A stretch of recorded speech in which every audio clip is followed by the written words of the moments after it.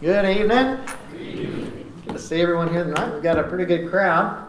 I'm a little bit nervous for tonight because I've already put my son to sleep, so hopefully I won't put you all to sleep tonight. He was asleep before we got out of the truck, so we keep on trying to get him to take a Sunday afternoon nap, and it always happens on the way to church instead of while we're at home. Tonight I've entitled my lesson, I'll go ahead and tell you that I've entitled my lesson, Proof is in the Evidence, Science. And I guess I both half hope that I don't step on the toes of Kib's Sunday morning class, but I also hope that tonight might just reinforce the class that he is doing on Sunday mornings. You know, his is about the evidence of God, and of course he's talking big about the conflict, or you could say the war that the Bible or that Christianity seems to have with evolution, because evolutionists are trying to do everything that they can, for the most part, to disprove the Bible. Of course, if they can do that, then they can make a lot of excuses for a lot of immorality. And that's really where this war on the Bible has started. And so that's kind of what we're having to deal with nowadays. But there are many, many ways, I believe, to prove the existence of God. But many probably would not want to think about doing so in the realm of science. And so I'm no scientist. I want to tell you that right off the bat. I'm not a science scholar. I didn't get the best grades in science class. There were certain aspects of science that I absolutely loved. I still do love astronomy and things like that. I never was a fan of plant biology. Thought that was kind of boring, and didn't necessarily do good in chemistry class. But for some reason, although I didn't like chemistry as much, I liked physics. So it's kind of a weird way of thinking of that. But I want us tonight to understand that some of the things that we find in the Bible, I do believe, helps with the aspect of understanding that the Bible can coincide with true science. And the Bible actually gives a lot of knowledge to people about some scientific things where they might otherwise not hear of those things. And I'm going to try the best that I can, like I said, since I'm not a science scholar, just with a few things. Some of these things you'll be very, very familiar with, as far as some things that are talked about in the Bible that do have to do with science, but I think do prove not only the existence of God, but the wisdom of God. And so I think that we will see that fairly quickly. But the first thing that I want us to think about this evening is how there is proof or evidence of God and the validity of His Word in biology. In biology. And I think the first thing that we ought to look at is something very, very simple. And that is, how are we alive? How are we alive? How are we as human beings alive? How does our life stay sustained? And of course, I think most of you would agree, and most of you that are nurses or in the medical profession, you understand the value of blood, don't you? That a person cannot be alive without it. And if fresh blood is not pumping through a person's veins, then that person has no life in them. And it's very, very interesting how whenever you look at the body, how virtually every organ or every part of your body is actually working together for the sake of the blood that runs through it. Obviously, you have your brain that tells your organs what to do, right? You have your lungs that are constantly taking out the carbon dioxide from your blood system and replacing that carbon dioxide with oxygen and basically filtering it through the rest of your body. Obviously, it filters through your heart. Your heart continues to keep it moving. So your blood is continually moving through your body, going through this filtration process and constantly being renewed. And if for any reason, whether it be the end of brain activity or the end of the heart pumping or your lungs collapsing, if any of those three things happen, what happens to your blood? Your blood stops performing its function. If one of those three things happen, it affects your blood, and therefore, that's why we call those vital organs.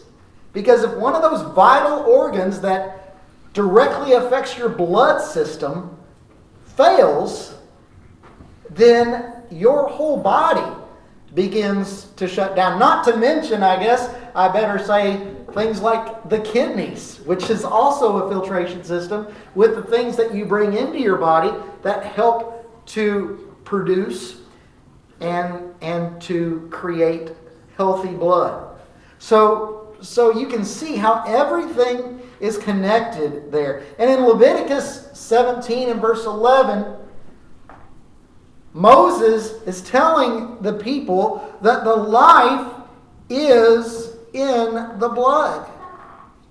Life is in the blood. And when he's talking to the Israelites about that, he's actually making a reference to sacrifices. He's making a reference to animal sacrifices.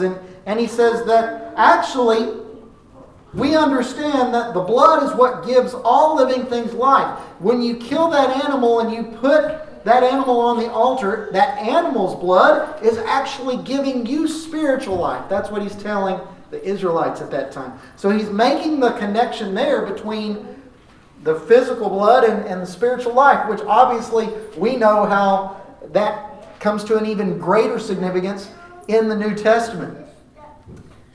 But whenever you look at Genesis 9 and verse 4, we see where some other instructions were given fairly early, obviously, in our Bible about what mankind is okay to eat. You know, there was a time earlier on in the book of Genesis where basically every human being was vegetarian. They all ate of the plants of the field that were produced or were provided for them through their production. Then eventually God allowed the eating of several different kinds of animals. Now that was still under limitation and restriction, but it was still allowed. And here it says, "But you shall not eat flesh with its life, that is, its blood." You're not to eat flesh with its lifeblood still in it. It sounds pretty gross to think about anybody trying that anyways, but you're not supposed to eat something that's still alive. You're not supposed to start eating it while it's still alive. Not only that, just like we do today when if you're a cattle farmer, a butcher, or if you ever have gone deer hunting, what's one of the first things that you do after you kill it? If you don't do it in the field, you take it back to a garage or facility and you gut the animal and you drain its blood, don't you? You take the blood out of that particular animal because that is what is healthy. That's what's healthy for us to do in order to be able to eat it. And so obviously God knew what he was talking about there from the very beginning, right? So look, you don't want to eat this stuff with the lifeblood in it. It will not be good for you. It's actually somewhat of an abomination to do such. So don't do that. It was unclean that way. It was unhealthy. But it was also, in a sense, if you're to consume that blood, you know, in a major form, I understand that whenever you cut into a steak at a restaurant, you know, you still have some of the cooked blood is in it, especially if you like your steak a little pink, I guess, huh? but it's not like it's a majority of it. So I'll clear that up really quickly. But, that the blood being in that animal was also, that was the sign of that life being taken. And so I think that there was some other significance there. But life was in the blood. And God has always taught us that. And that was something that was revealed to people that in many cases didn't even have the medical knowledge yet to know everything about how the body works. But God knew that all along. I want us to think really quickly as we think about the connection there of all living things. What does nature teach us about God? And whenever you have questions to God, maybe questions that you have directed toward God, a lot of those why questions, it might be a good thing for any one of us to go to the book of Job. Because you know what? Job, in all of the agony that he was going through, obviously he would question why was he suffering so much. But he had a lot of questions for God. He had a lot of why questions for God. And of course, God was even willing to oblige the questions that Job didn't even ask. In a sense, he was basically saying, Job, who are you to ask some of these questions? But let me tell you who I am. And here's what he says in Job 12, verses 7 through 10. And I thought this was a very powerful passage for what we're talking about this evening. He says, but ask the beast, and they will teach you. The birds of the heavens, and they will tell you. Or the bushes of the earth, and they will teach you. And the fish of the sea will declare to you. Who among all of these does not know that the hand of the Lord has done this? In his hand is the life of every living thing and the breath of all mankind. Isn't this a powerful passage? I find it kind of interesting, and we can't, at least to my knowledge, we can't really 100% legitimately tap into the brain of an animal to know everything that's going on into the mind of an animal. But in essence here, it seems to be what God is saying is that, the animals declare themselves the glory of God. And even the animals know it. I find that kind of weird. And like I said, I don't know all the ins and outs there. It's just an interesting passage to show us. Obviously, I think what that's showing us is that the animals depend on God. Okay, the animals depend on God every single day. So why don't we? Why doesn't mankind? And why does mankind try to steer away from depending on God when all of nature does that very thing? So essentially what we learn from this, and whenever we think about the biology aspect of things, God tells us exactly where life comes from, or how life is sustained, how life can continue to exist. But the biggest mystery, and even the biggest mystery in biology today, is how in the world does that life begin? How does that, if you think about even electrical currents. We have electrical currents basically going through our body all the time, and they're naturally made, but that's basically how we continue to go. And basically what feeds that is somewhat the food that we eat and how our body changes that into what we need to survive. But it's crazy, thinking about, well, how does all this get started? And of course, the natural explanation that most people will give is, well, there was a puddle of muck and then a bolt of lightning struck that puddle of muck. So they use that electrical explanation, and then life was born. Well, that's a pretty big accident, isn't it, for something like that to happen? No, we know that, like we talked about this morning, that God breathed life into all living things.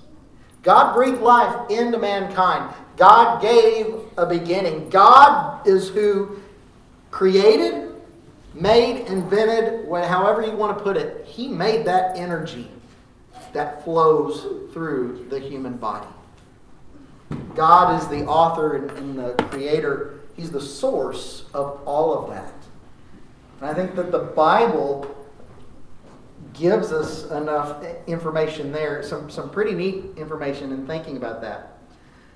But I also want to think about some proof that we find in meteorology. I can't even say it. Fine.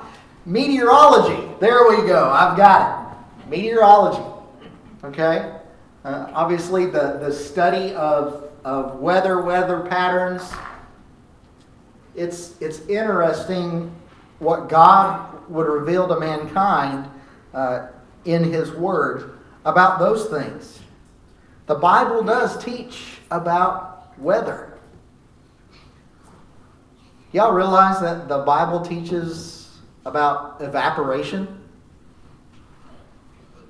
If you take a look at in the prophecy, and this is what we often see lumped together.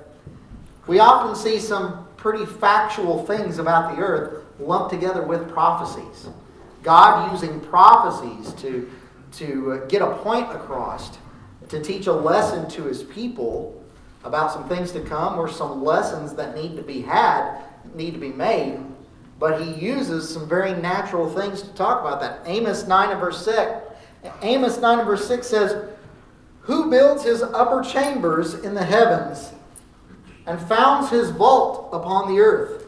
Who calls for the waters of the sea and pours them out upon the surface of the earth? The Lord is His name." And so here again, he's talking about how He can take water that is already established in a body of water down below, and He brings that water up into the sky, into the atmosphere, and is able to dump that water onto land, therefore watering the land. And so he talks about that process in thinking about who has the ability to do this. Why is it that you can see this process basically taking shape? Where is this moisture from the clouds? Where is it coming from? Where does it get the water that it's dumping down on the land through rain? And here is where we're told what happens in that particular process. And of course, I like how it talks about the vault or the circle of the earth. Basically, that's what that word means. How in the world, first of all, how in the world people from long ago had the misconception that the world was flat, and how people have that misconception today and call themselves Christians, I have no idea.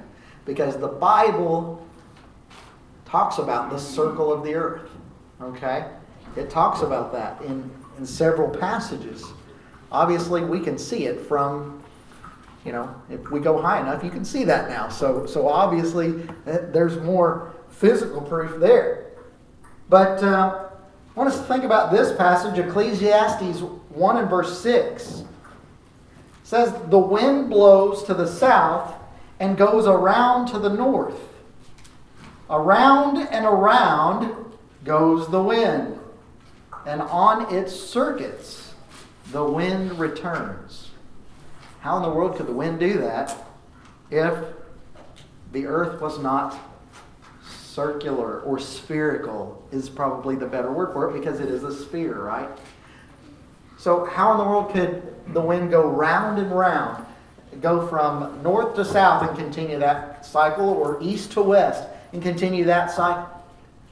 Well, it's because this is a spherical earth. But again, that's God telling us how the winds work. And so that's pretty neat to think about that. How that can be explained, or that even is explained somewhat in the Bible. The Bible also, whenever we think about weather and things like that, the Bible teaches us about currents.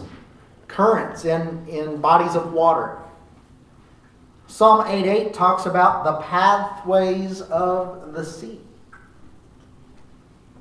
And again, those pathways of the sea were some interesting things that were not discovered for a long time. I believe it was about a month ago, we talked about this just a little bit, about how ships use a particular pathway in our oceans in order to go from one place to the other faster, to be able to travel around the world. You have particular currents in the ocean that people do follow. Ecclesiastes 1 and verse 7, we already read verse 6 a second ago, but Ecclesiastes 1 and verse 7 says, "All streams run to the sea, but the sea is not full. To the place where the streams flow, there they flow again." Isn't that a cool passage? It's talking about, even whenever we look at a map at our country and we see how the riverways work, okay? My understanding is that the rivers essentially flow north to south. You could nod your head yes or no if I'm wrong on that, but I believe that they do. So the Mississippi River flows into the Gulf of Mexico, correct? But then you have the rivers up north especially, and obviously on the northeast coast, that are taking water inward, okay? And it's flowing through the country and down through there. But you have this circular motion of the ocean. I love that phrase, motion of the ocean. Yeah. All right, so you have this circular waterway happening to where it comes out down in the Gulf of Mexico, but then it kicks back out into the Atlantic and then goes upward, and you basically have this cycle of water happening constantly. God's talking about that very thing right here. Okay, it's so cool to see those things. And then Jeremiah 31 and verse 35. Whenever we want to think about the tides and how those might work.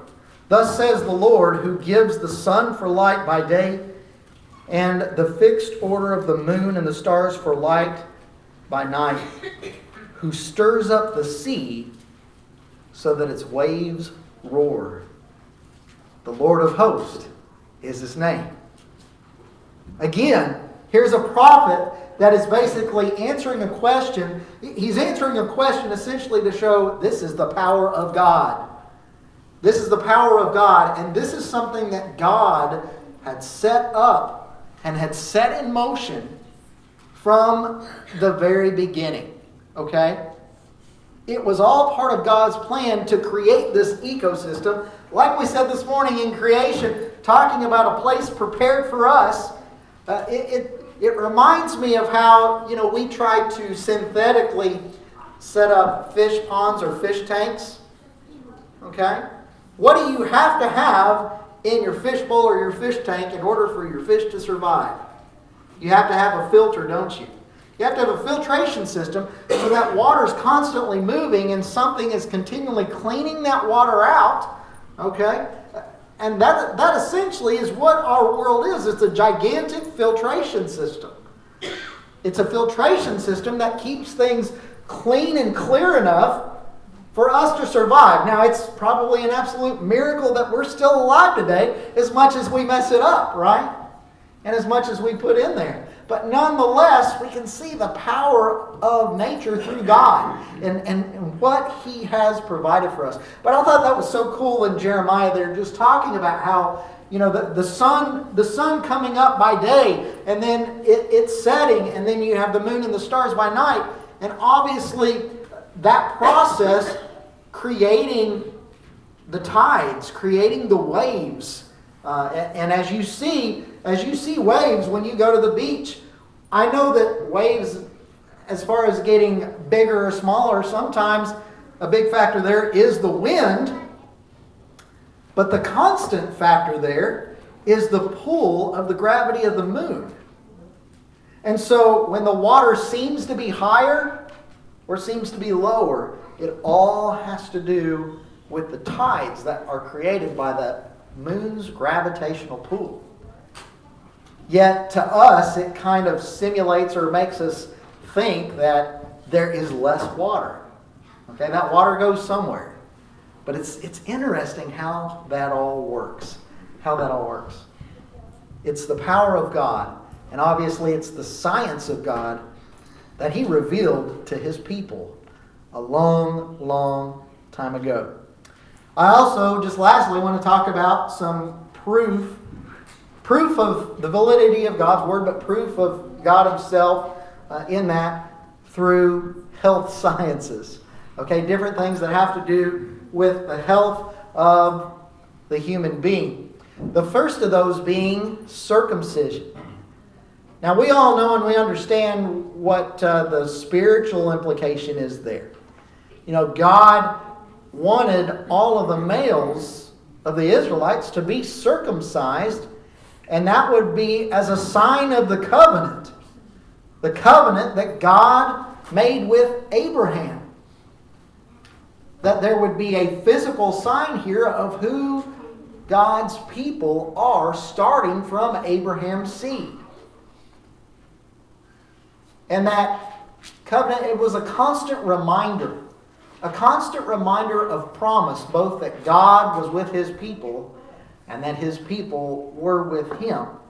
That is talked about in Genesis 17, verses 11 through 13.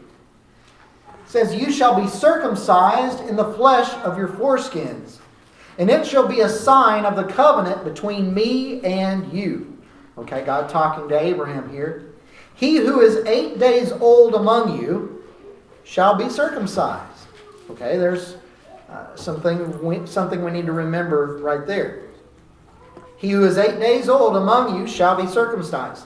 Every male throughout your generations, whether born in your house or bought with your money from any foreigner who is not of your offspring, both he and who is born in your house and he who is bought with your money shall surely be circumcised.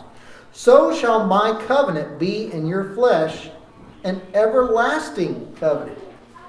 Okay, so this was something that not only was done for people that were born Israelites, but if an Israelite bought a slave or bought a family of slaves, then all of the males within that particular group or that family also had to go through that process. And I'll tell you right now, probably the younger the better in that situation. But what's interesting here is it specifically gives a time frame that is the best for a young male to be circumcised. And when a young male was born, he was not to be circumcised for 8 days. For 8 days. It was done on the 8th day. We have the instructions through the Levites in Leviticus 12 and verse 13. "Circumcise your males on the 8th day." John the Baptist in Luke 1:59 was circumcised on the 8th day. In Philippians 3 and verse 5, Paul talks about his validity of being a devout Jew by saying, "I was circumcised on the 8th day," meaning that basically from birth, I was a Jew. I was of that race. I was of that people. But it's on the 8th day, when you look at medically speaking, the 8th day is when vitamin K begins to be produced within the human body. Vitamin K is what causes blood clotting, to stop bleeding whenever you get a cut anywhere on your body. And so you didn't want to do it before then, back then. Now I know nowadays they do it the day of. But that's because vitamin K can be given or injected into a child's body to make them heal. But that was the purpose of it, though. On the 8th day, even a baby's body had the capability through vitamin K to heal when cuts occurred. I remember when Hallie was born, she would not remember this, but I remember when Hallie was born, she was born by C-section, and whenever they were taking her out, they nicked her head with whatever, sharp object or instrument they were using there. Well, obviously when they nicked her head, it bled, but they were able to give her the vitamin K that was needed so that the bleeding ceased and it stopped. Back then, they didn't have that capability, so they had to wait for the body to naturally produce those things. But isn't it interesting how you have all of this wisdom in God's Word? And what was the reason for it aside from that? Well, circumcision is done even today, but it's done to prevent infection and disease, the spreading of those things. And then whenever you look at how God continually protected His people from that kind of thing, from disease. You know, when someone was sick, when someone was deathly ill, God said, separate those people from the rest of the population because they are unclean. He would even go as far to say, hey, whenever you go to the bathroom, don't go to the bathroom inside your camp, because that could cause some major problems. Get into your food system, just get into your water system, all of those kinds of things. Whenever you think about what was a big cause of many of the plagues throughout Europe, it was because they did not properly dispose of their human waste.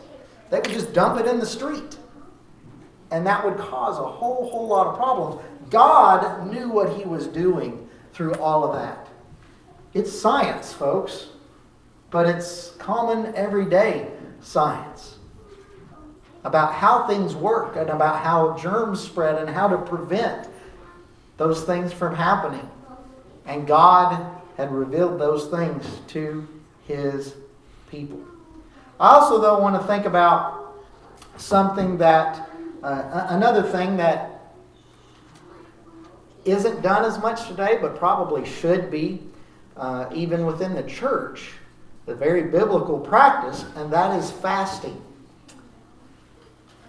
If you think about the purpose of fasting and what that was, fasting in the Bible was a practice done so that an individual could focus on their relationship with God. It was a process by which you would gain a more humble attitude, a more appreciative attitude of what you receive, what you've been given, especially in the realm of food. Because our bodies thank us for food every single day, don't they? But whenever we do without that food for a certain amount of time, our stomach tells us, hey, where's the food? You know, what's going on here? Why am I missing this? When that happens, you can be reminded of that being a daily blessing that you have. And that be something that can help you focus more on God. And you know, most of us probably, if we do personal fasts, it's probably for a day or two or 3 or something like that. I've done a 36-hour fast before. I think that's about as long as I went without eating anything. All right. But Jesus did it for 40 days. 40 days without food. And all that time while Jesus was doing it, the devil was tempting him. That was Matthew 4, verses 1 through 4, where we see an example of that taking place. At the very time that he was being tempted by the devil, he was fasting. And you know, that brings up a lot of questions of why in the world would that be helpful?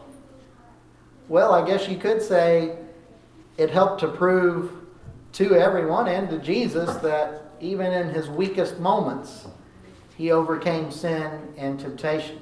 He wasn't carried away by that temptation. But also, it was a reminder to him every moment of every day throughout that process that God was in control. That God was in control in that process. We have some examples throughout the Bible, but I'll just go to one in Psalm 35 and verse 13. Actually, David and some of the other psalmists, they refer to fasting quite often. That was something that David did. David did so in the process of mourning the loss, mourning losses that he had in his life. Verse 13 says, "But I, when they are sick, I wore sackcloth. I afflicted myself with fasting. It's interesting the language he uses here. I afflicted myself with fasting. I prayed with head bowed on my chest. This psalm really depicts David in a moment of grief. And his lack of eating, it wasn't for the purpose of self-harm. I want us to understand that as we read this. You know, and David says, I afflicted myself with fasting. This was not a disease. This was not anorexia, okay, or any kind of eating disorder that he was going through. But it was a choice that David made in a period of mourning and in a period of focus. A coming to God in grief. What was happening right here. But you know, as people in a spiritual sense would fast to gain focus on God and to basically humble themselves before God and to purify themselves before God, to come to God in prayer every time, you know, their body desired something. Think about what fasting does for the human body. If fasting is done the right way, what does it do? It basically detoxifies the body, doesn't it? It's actually been proven that if you do it correctly, and if you don't do it, probably you wouldn't want to do it like Jesus did it for 40 days, right? Because that would be somewhat unhealthy. That was unhealthy physically for Jesus, and he needed some angels to come and minister to him to become healthy again.